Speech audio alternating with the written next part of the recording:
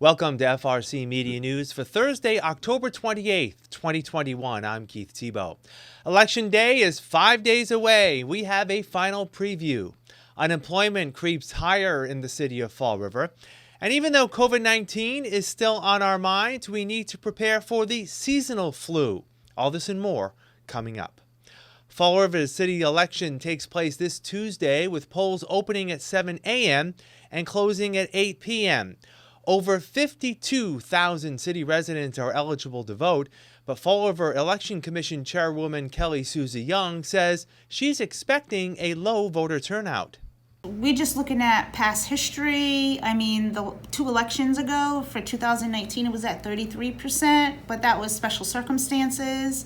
It's normally about 25-26%. Sometimes it's even lower than that for a city election. We can register everybody in the city, but getting them to the polling location is another story. Susie Young says she has plenty of poll workers available to cover all city precincts, and all COVID protocols will be followed.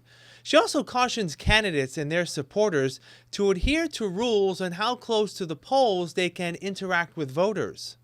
Any type of sign holding, any type of signage, it has to be 150 feet away. If you are campaigning for a particular candidate or the candidate themselves, we kind of discourage you from not going into the polling locations. But if you do, talk to a warden or the warden or clerk, and they can help you with the numbers. But that's about it as far as they should not be in the polling locations, because we feel as though the candidate themselves is basically a walking billboard. Like they themselves are, advertising for themselves. So we really discourage it. There are 3 races on Tuesday's ballot for mayor, city council, and school committee. The order of the ballot was determined by draw earlier this month. Here are the candidates on the ballot coming up this Tuesday. In the race for mayor, City Council President Cliff Ponte tops the ballot order, followed by incumbent mayor Paul Coogan. For City Council, there are 18 candidates on the ballot, with 9 to be elected on Tuesday night. Challenger Matthew Springer tops the ballot, followed by incumbents Pam LaLibby-LeBeau and Christopher Peckham. Challenger Paulo Amaral is next, followed by incumbents Brad Kilby and Linda Pereira. 2 other challengers are up next, Alexander Silva and Angel Pantoa Jr., followed by incumbent Leo Pelletier. On the second half of the ballot, former Councilor Joe Camara is 10th on the ballot, followed by challenger Gabriel Amaral. Incumbent Michelle Dion is next, followed by challengers Laura Washington and Ricky Tith. Then comes incumbent Trot Lee, challenger Chrisanne Tyrell, incumbent Sean Kadim, and then challenger Andrew Raposo.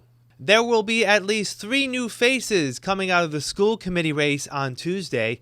Here's the order of the ballot. Incumbents Mimi Larrabee and Kevin Aguiar are at the top, followed by challengers Charles Chase Jr., John Koleski, Shelley Pereira, Melissa Costa-Doyle, and Sarah Rodrigues. Incumbent Paul Hart is up next, followed by challengers Colin Dias and Bobby Bailey.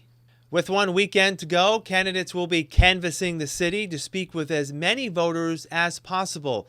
We're also here to help you decide how to vote on Election Day.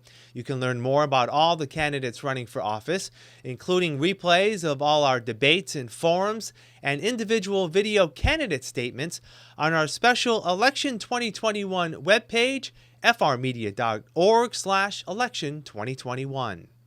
As we wrap up our election preview, we want to share the video statements recorded earlier this month by the 2 candidates running for mayor, City Council President Cliff Ponte and incumbent Mayor Paul Coogan.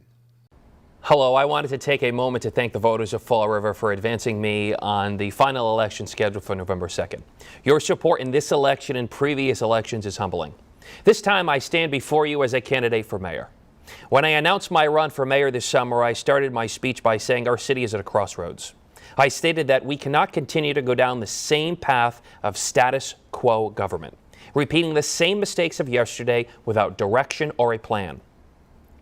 I am here before you today as the only candidate in this race that has a plan for working families in Fall River. As your mayor, I will work to reduce the stormwater fee, along with reducing water and sewer rates. Reorganize city government that will provide true relief to the taxpayers. Reorganizing our police department by adding more police on our streets.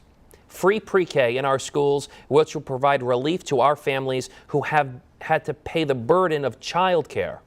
And create a street-by-street improvement plan on working on repaving our streets on a consistent basis.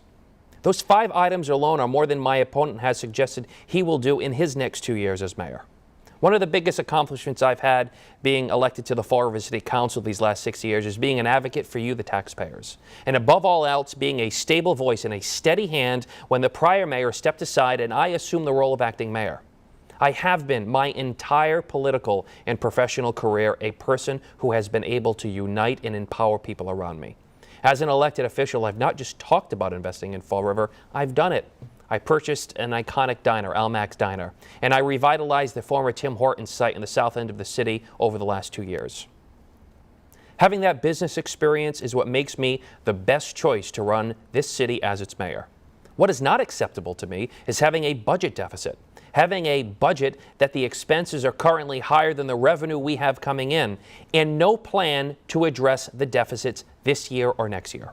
I pledge to work tirelessly to bring strong leadership, energy, and the same commitment and dedication to the office of mayor as I have as a city councilor. We cannot continue to have government that is without direction, leadership, or initiative. A better Fall River can only become a reality when we demand excellence, require performance, and above all else, lead by example. Progress only comes from moving forward, not remaining stagnant. I promise you leadership, not stewardship. I promise you initiative, not complacency. I promise you an administration which will be aggressive, honest, and above all, dedicated to your best interests. On Tuesday, November 2nd, I ask for your vote for Mayor of Fall River and promise you and your family nothing but my very best. Thank you. Hi, Fall River. Serving as your mayor for the last 20 months has been the privilege of a lifetime. Only 3 months into my term, I was dropped into uncharted territory when the pandemic hit. I am very proud of how our administration navigated COVID-19 at every stage. We stabilized our economy by supporting our small businesses, and we protected our residents through access to PPE, testing, and vaccines. We spoke daily with elected officials from the state to federal level to strongly advocate for Fall River. The pandemic may have turned many plans upside down, but we still addressed other priorities and issues every step of the way. We made significant investments into public safety. I appointed a new police chief, conducted an audit of the police department, and provided new trainings in de-escalation and conversational Spanish. We hired a street outreach worker through the police department to address issues of homelessness and addiction. I know that public safety is a top concern of our residents, and I will continue to work towards the goal of safe neighborhoods. In terms of economic development, the pandemic never slowed Fall River's building boom. We have worked with the private development community to bring in millions of dollars of investment. And we have supported the revitalization of several mills and downtown buildings like the old police station, the Bank Street Armory, and the former Bristol Community College building, all crucial to bringing activity and revenue back to our city. On the waterfront, we worked with the Redevelopment Authority to revive the City Pier project, which will make the pier suitable for public use by next year. We also facilitated the purchase of the former Liberty Utilities complex for future development and have plans to improve parking in the area. We need the waterfront to reach its goal, its potential as an economic engine for Fall River. High-quality, well-paying jobs are crucial to supporting our working-class families. We've worked to bring in and retain businesses and manufacturers, providing residents with hundreds of jobs. Examples include the U.S. bedding factory on Brayton Avenue, as well as Invigen Pharmaceuticals facility in the industrial park. We facilitated the opening of the new state-of-the-art Durfee High School. Standardizing and improving curriculum is the next step to bring our education up to par with top-notch school buildings across the district. And we have invested substantial funds to improve streets and sidewalks, which is a major priority of mine. You have likely seen the repairs done to Stafford Road, President Avenue, Dwelly Street, Globe Street, just to name a few. and parks and playgrounds across the city have seen major renovations. I first ran for mayor because I believe Fall River deserves more. The people of Fall River deserve a leader who is motivated by values of respect, transparency, and hard work. And Fall River needs a mayor who stays positive and focused and who works around the clock to better our city. I am proud of what we have accomplished during my first term, but there is much more work left to do.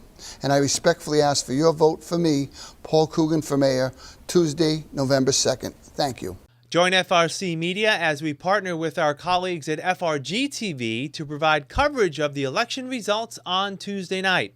Our broadcast starts at 8 p.m. on FRC Media Channel 95, FRG TV Channel 18, and on Facebook. Pam Martin from FRG TV will join me, as will former Fall River Mayor John Mitchell. Please join us again this Tuesday night. We'll have a complete recap of the election on next week's show. Fall River's unemployment rate jumped for the month of September. The jobless rate sits at 8.4%, up from 8% in August. The city's rate 1 year ago in September was 12%. Communities surrounding Fall River and regional gateway cities saw rates in September that were lower than in August. The state's unemployment rate in September was 5.2%, up from 5% in the month of August. Here's the latest now on the COVID-19 pandemic. Massachusetts Commissioner of Elementary and Secondary Education Jeff Riley this week announced that the mask mandate in our public K-12 schools will remain in effect at least through January 15th. The mandate was instituted at the opening of the school year and will likely remain in place until more students and staff can get vaccinated. Here are the latest COVID-19 numbers in Fall River as of last Thursday, October 21st. There were 179 new cases of COVID-19 in Fall River last week, down from 256 the week prior. The city now has 16,823 confirmed cases since the onset of the pandemic. On the vaccine front, 60% of city residents have now received at least one dose of the vaccine, with 54% city residents fully vaccinated. The easiest way to find out where to get the vaccine in Fall River is through the city's vaccination webpage at frvax.com, or you can call 833-8MAX-NOW or 833-882-9669. You can also visit the state's webpage at vaxfinder.mass.gov, or you can also dial 211 for assistance. The region continues to deal with COVID-19, and as the weather cools, we'll also need to keep our eye on the seasonal flu. Last year, as people were wearing masks and social distancing, instances of the seasonal flu were below pre-pandemic levels. Dr. Eric Vaught, Chief Medical Officer at the Health First Family Care Center, believes the upcoming flu season will be more impactful than a year ago, but because of the availability of the flu vaccine, levels of infection will likely resemble a normal year. The influenza virus is many different, over 100 different types of influenza virus. And what the researchers do is they pick out the four most common viral strains that they think will affect our country as a whole during this flu season. And so they create the influenza vaccine to combat those four viruses. And so when the numbers were down last year, it did make that a little bit more complicated to really say which are the four predominant strains. But we have a very good vaccine this year that should protect the people in our community. And the other thing to keep in mind is people always ask, well, I get the flu vaccine and I still get the flu. And that is a potential. And they have to understand that when we give the flu vaccine, we're giving it for four common types. But there are, as I said, over 100 influenza strains, and we can't possibly have a vaccine for all of them. But we do try to capture the most likely ones. Dr. Vaught says if someone has flu-like symptoms, it's possible the infection may be either the seasonal flu or COVID-19. When you look at the CDC guidance as it stands today, and we were in much the same situation last fall when we were trying to decide how we were going to best treat patients who presented with upper respiratory, nasal congestion, sore throat, cough, body aches, fever, the common symptoms of many viral illnesses. The question becomes, well, how do I know the difference? And in the answer is that most likely it will require a test to truly know the difference for which virus you have, whether it's COVID versus influenza versus many other viral causes of upper respiratory symptoms. Dr. Vaught says now is the time to get the seasonal flu vaccine. It becomes most effective 2 weeks after getting it. And so what I unfortunately see is the patient that maybe waits too long, and we give them the vaccine and then they've already contracted the disease a day or two after getting vaccinated. And really your body just hasn't had a chance to build an immunity if we don't have that 2 weeks of time. And so getting it now before the true flu season begins is super important. As far as how long it lasts, we expect the flu season here in the greater Boston area, Fall River community, to last into March and into April. And so we know that the vaccine will be effective through the flu season if you get the vaccine in September, in October. And so the bottom line is to get vaccinated. We'll have more FRC Media News right after this. Hi, I'm Pamela Martin from Fall River Government Television. And I'm Keith Tebow from FRC Media. Join us as we track election results from the Fall River general election on November 2nd. Our live coverage starts at 8 o'clock as we bring you election results from all 29 city precincts. And we'll be canvassing the city all day, as well as making stops at the candidates' headquarters. You can watch our coverage on FRG TV Channel 18, FRC Media Channel 95, and on Facebook. And candidates, we will broadcast live from our brand new Fred TV studio at Durfee High School. We hope you will make it a point to stop by and visit us while we're on the air. We hope you will join us. And please make a point to vote on Tuesday, November 2nd. Here are some job descriptions on the latest hot jobs list from the Mass Hire Fall River Career Center. CNC Machine Operator. Taco Incorporated, located at 583 Bedford Street, seeks a full-time CNC machine operator to perform routine setups on machine tools and make production runs on CNC lathes, radial drills, and other production equipment. Job number 156-91607. Art teacher. The Fall River Public School Department, located at 417 Rock Street, is looking for a full-time art teacher to teach basic art concepts, techniques, and organize daily lesson plans for each grade. Job number 157-02221. Fitness trainer. Planet Fitness, located at 360 Rhode Island Avenue, is in need of a full-time fitness trainer, responsible for directing the fitness program and instruct members on how to properly and safely use the equipment. Job number 156-82977. Packaging agent. Cresco Labs, located at 1 West Street, is looking for a full-time packaging agent. For more information, call 774-226-7749. St. Anne's Hospital, located at 795 Middle Street, has an immediate need for the following full and part-time positions. Lab Supervisor, job number 157-05692.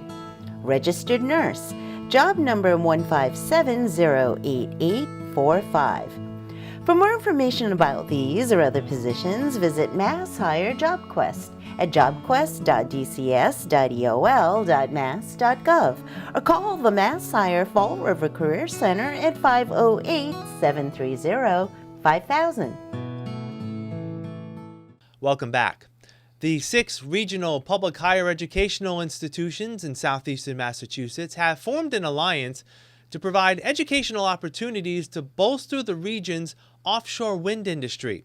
Bristol Community College, UMass Dartmouth, Bridgewater State University, Massasoit Community College, Cape Cod Community College, and Mass Maritime Academy signed a Memorandum of Understanding last week in support of training future and current employees within the offshore wind sector. I am joined by my higher ed colleagues to further solidify our long-term commitment to sharing resources and collaborating on the development of curriculum and programs that will ensure the development of a vibrant and sustainable regional industry. We are making history today. The signing of the Memorandum of Understanding between CONNECT, a consortium of 6 public colleges and universities in southeastern Massachusetts, will be the first time all 6 institutions have entered into a cross-collaborative agreement of this kind. A complex industry like offshore wind needs thoughtful, sustained efforts and close partnerships across academia, business, and government to be successful. Here on the South Coast, the CONNECT Consortium is well positioned to support the Commonwealth's offshore wind initiatives and to become a national center for excellence. As the region's only research university, UMass Dartmouth is proud of the unique contributions we can make to this partnership. Our scholars and scientists are national leaders in fields crucial to offshore wind development, including understanding the environmental impacts and improving key technologies like underwater acoustics and unmanned underwater vehicles. Bristol's National Offshore Wind Institute in New Bedford will provide customized training for current and prospective employees within the industry. Health First Family Care Center is sponsoring a virtual Heart and Soul Walkathon to benefit its opioid and alcohol recovery program. The virtual event begins this Sunday, October 31st, and runs through Sunday, November 6th. You're asked to walk 3 miles, only 3 miles, and donate $10 to sign up for the walkathon. And you can do the 3 miles in any way you wish. You can do it different days. You can do it the same day. You can gather some friends and go on a nice walk on the trails. I hear you have some really nice trails here. We're going to be going on the rail trail. Some of us are going to start it off. We definitely encourage other people to gather and with your friends or family and spread the awareness about this chronic illness. You can find out more and register for the Health First Walkathon by visiting their website, healthfirstfr.org. We'll wrap up FRC Media News right after this. Welcome to Hot Dogs and Cool Cats. Today we have Pickles. Pickles is a roughly 1-year-old, possibly Pitty English Bulldog mix, although we're not too sure on that one. Pickles is a little bit of a special case. He is deaf, but that doesn't get in his way. He still very much enjoys life. He's a very active dog. He'd do incredibly well with an active family. He is pretty vocal. When he wants attention, he will let you know it, and everyone around you will know it too. Pickles is going to do really well in a home with patients. Again, he is a deaf dog, so you can't just simply tell him not to do something because he's not going to hear you.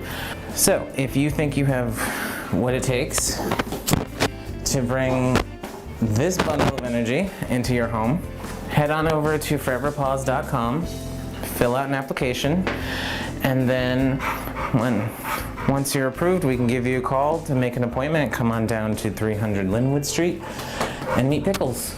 We have Mimsy. He is about 6 years old. He's a domestic short hair. Don't let his age fool you because he loves to play with toys. He loves the kickaroos. He loves to play with the little mice. He's actually a pretty energetic little man. He doesn't mind being held and carried around. He loves to talk too, so if you like a talker, he talks back to you. If you want to come down and meet Mimsy, you can give us a call to schedule an appointment to see him. We are located at 300 Linwood Street in Fall River, Massachusetts. You can also get more of our information on our foreverpause.com website. So I know Mimsy would love to meet you. Hi, I'm Pamela Martin from Fall River Government Television. And I'm Keith Tebow from FRC Media.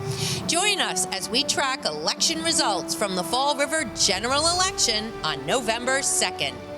Our live coverage starts at 8 o'clock as we bring you election results from all 29 city precincts. And we'll be canvassing the city all day, as well as making stops at the candidates' headquarters. You can watch our coverage on FRG TV Channel 18, FRC Media Channel 95, and on Facebook.